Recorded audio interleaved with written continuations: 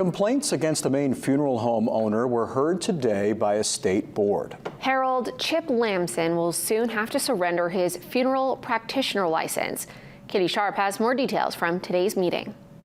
The Maine Board of Funeral Services met Tuesday to address complaints against Harold Chip Lamson. Lamson funeral home locations have been under investigation, and two, one in Lincoln and the other in Millinocket, were recently searched as part of a theft investigation. Complaints against Lamson, seen here on the right, pertain to issues with mortuary trusts, deficiency with funeral services, and failing to communicate with families, among other things.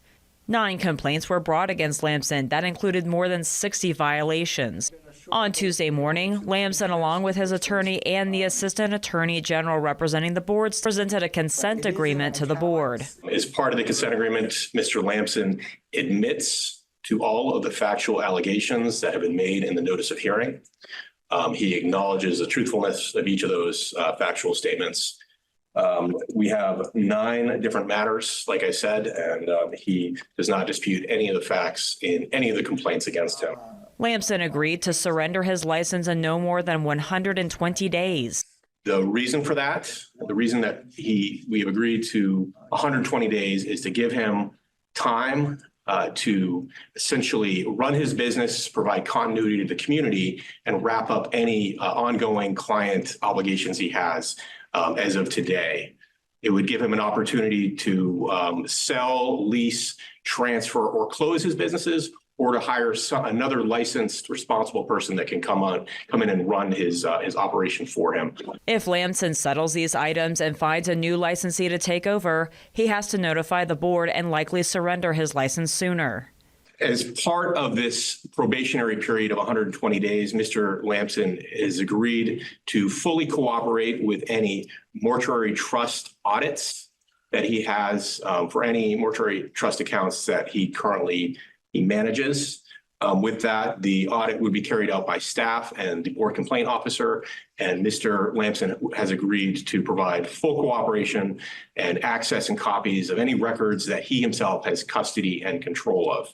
Lamson's license will be revoked for 5 years. He could reapply in 3 years, but would need board approval to be reinstated. As additional oversight and term of probation, Mr. Lamson has agreed to submit weekly written reports to board staff. Next, Mr. Lamson is agreeing to return all client property and funds and to respond to requests for client records. And he is committing to make reasonable efforts to resolve any of the outstanding issues in the 9 complaints at issue this morning. The board discussed points of concerns of the agreement with Lamson and his attorney. I just hope that the severity of what has happened over the last several years is acknowledged, and the acknowledgement that there are very, as I said earlier, very scared families right now, not knowing what's going to happen if they have a death. I just really hope that's acknowledged by Mr. Lamson, and that he sees that this behavior, whether it's from him or from any other licensed funeral director, that it's inappropriate, I guess.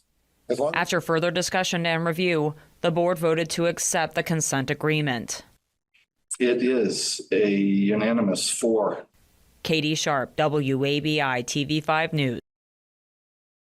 Lamson did not make a statement to the board, and public comment was not allowed regarding the complaints.